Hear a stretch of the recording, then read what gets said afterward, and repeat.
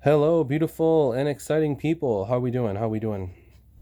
Appreciate the time that you're taking to listen to this. I've decided to kind of make this on the fly as I was hoping to alleviate maybe some fears or anxieties, stress relating to the window training exam. I apologize if this is a little rough. This is the first time I've ever created a video and uploaded it on YouTube. I guess it's not so much of a video as it is a black screen of me talking into the black screen. But again, the whole point and purpose of this is to um, provide some relief, something, peace of mind, I guess, the best way I can put it, into those that are maybe going into the academy, and you're stressing out because the instructor tells you there's going to be a test and you have to pass it. It's 100 questions and it's all multiple choice, and you're like, oh my God, 100 questions, that's way too many questions, which I agree. I think 100 questions is crazy. But what I can tell you is that you will pass. I can't guarantee it, but I have 99.99999% sure you will pass because I passed. And if I can pass, you all can pass. Okay. So before we get into that, I just want to share a little bit of information about the PSE position. Okay. The PSE position is the position that I am currently. I've been with the post office only a short period of time. As of January, I work in Wisconsin. I work in a very small office. It's a manual office. Basically, RSS, which is the program that you use in pretty much any other office to help people with their shipping needs, and that is something that I don't use. It's very unfortunate. But to those that are in an RSS office, you guys are in luck because the academy is basically revolved around RSS training. You should be able to do live role plays to interact with RSS while in the academy. You'll go through different shipping scenarios where someone playing the customer, and you're the SSA, and they present you with a package, and you have to basically go through the transaction and try to work your way through it. I'll tell you that it's a perfect way to learn. There's no wrong way in training. So, if you don't like role playing, I promise you, everyone's feeling the same way.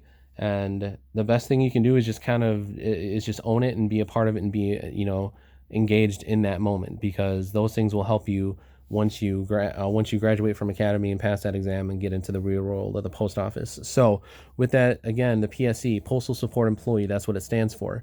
One thing I want to stress and highlight is that with the post office, as a PSE, you are basically at the you're at the will of the post office. Whenever they want you to work, you will have to work unless you have an understanding with your supervisor or manager, which I stress, get in writing.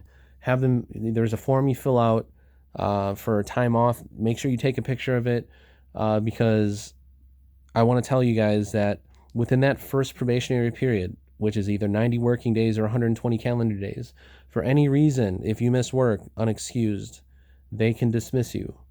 And this is what I've heard from other people throughout the post office, when I was in training, when I went to orientation, talking to different people.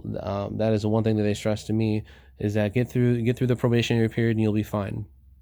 Now, again, everyone's office will be different. It may not be the same, for each post office or manager. 204B, which is a supervisor.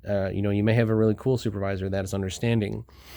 Some don't, and one call in sick, even if it's for a good reason, could end your time with the post office, which is obviously not what we want.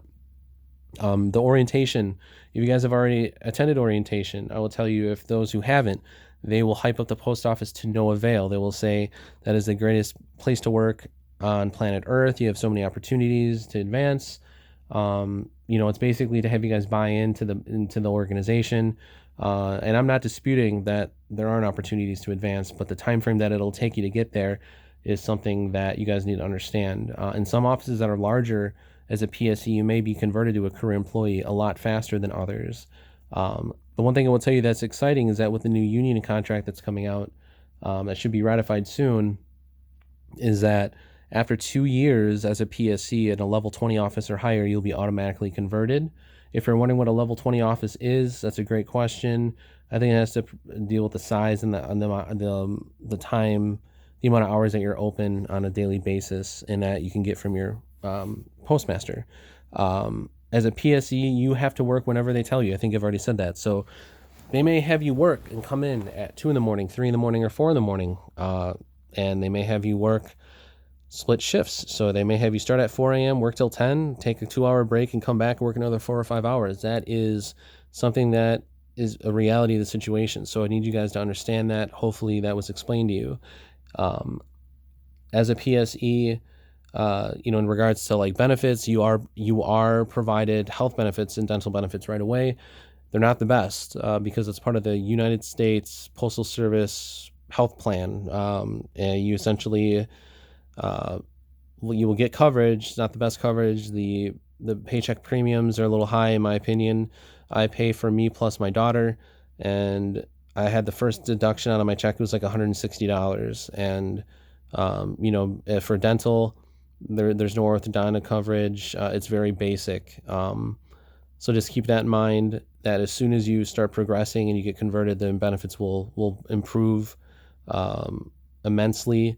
As a PSE, you are provided 6 paid holidays, and those should be explained to you as well. I believe they're New Year's, Memorial Day, 4th of July, Labor Day, Thanksgiving, and Christmas. So those are the holidays that you are provided, and that should be explained to you by your postmaster. Now, I wanted to make sure and go over that information prior to getting into the exam.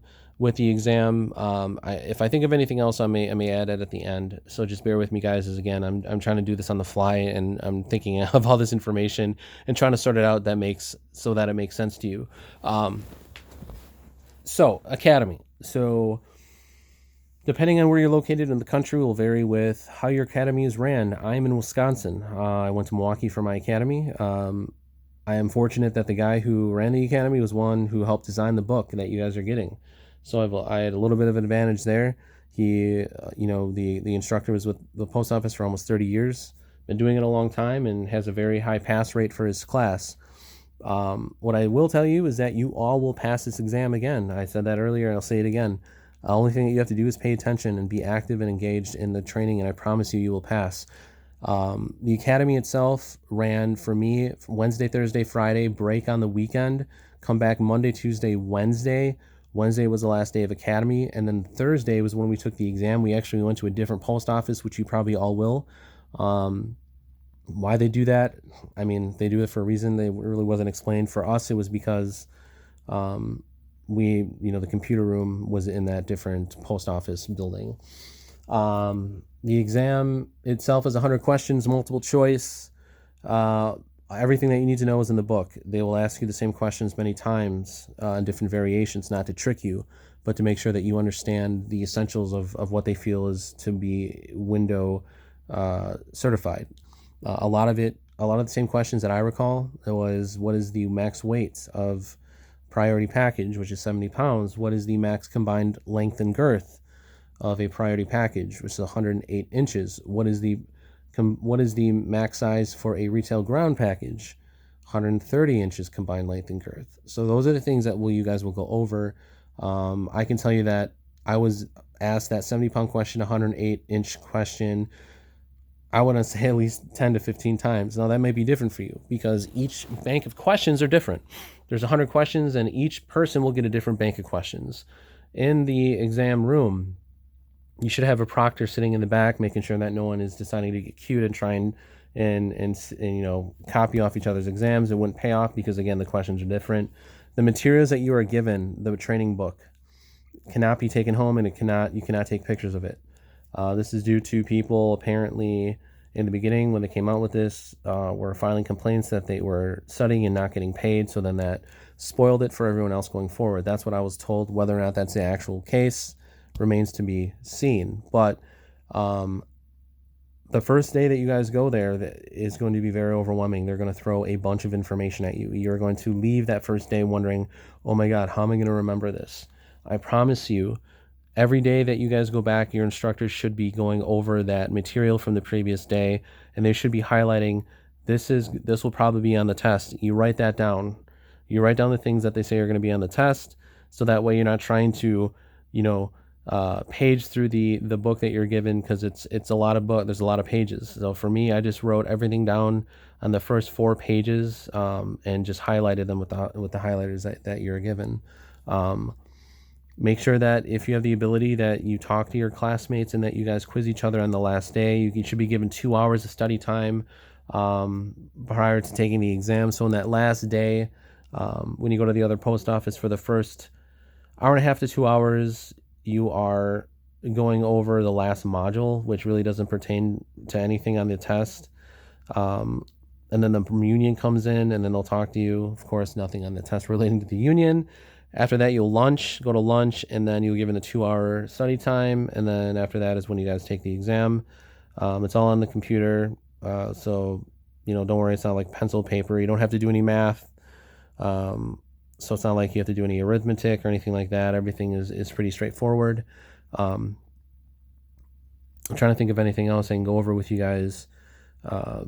But as of right now, I can't really think of anything. If there are any questions that you have, feel free to ask below, comment, and I will do the best I can to answer. Again, everything that is on the test is provided to you in training.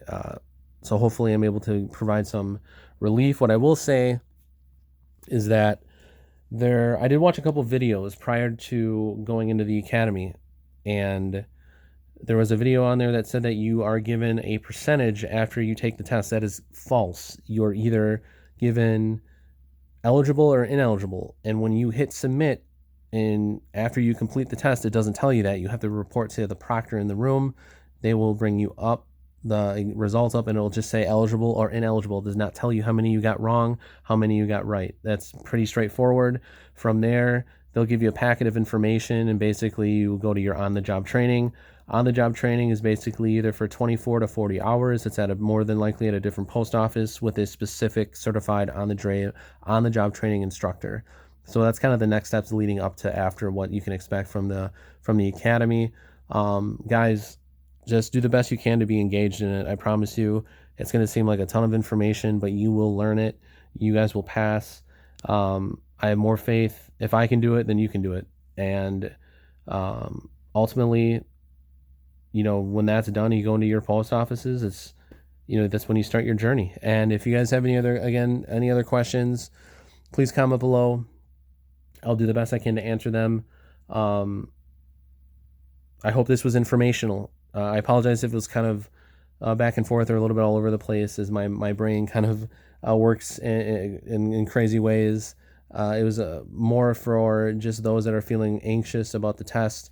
I promise you it's not that bad. It took me 25 minutes. I believe I already said that. You're given 2 hours. If it takes you 2 hours, that's fine. As long as you don't... Oh, one thing I want to say before I let you go. If you're taking the test and you feel like you want to change an answer, make sure, without a shadow of a doubt, without any sense of uncertainty, that is the correct answer. Because more likely than not, if you change that first answer, that first instinct is usually right. And this is based off of feedback provided from the instructor and from the proctor, that they found that people who have failed were those that went back and changed answers around when really the first answer was the right one. So just wanted to throw that in there quick. To those that are working in a manual office, which is what I work in a manual office, which means that I don't have RSS. I don't have a point of sale computer that I print off receipts or labels for. This academy is geared for RSS. So if you're in a manual office, you're going to have to get on the job training for a lot of stuff that you do. The information will apply, but when you guys are going through the role plays and you're going and you're, doing the, transaction workflow in RSS, if you're in a manual office, you're not doing that. You're literally just typing everything out on a calculator as far as calculating the prices, and you're using a Pitney Bowes meter machine and weighing stuff separately. So all that stuff, you'll be on the job, and again, that's for manual offices only. Okay, we're going on almost 15 minutes here. If you guys have any other questions, comment below. I appreciate all the time that you guys took to listen to this. I don't know if I could listen to myself speak for almost 15 minutes, but if you made it through, you guys are awesome. Feel free to comment below with any other questions. Like I said, I think I've said that 100 times now. And with that said, have a wonderful rest of your day. And to those that are going into the academy, please don't worry. You'll be fine. Good luck to you. I'm here for you as a resource if you guys have any questions. Thank you so much.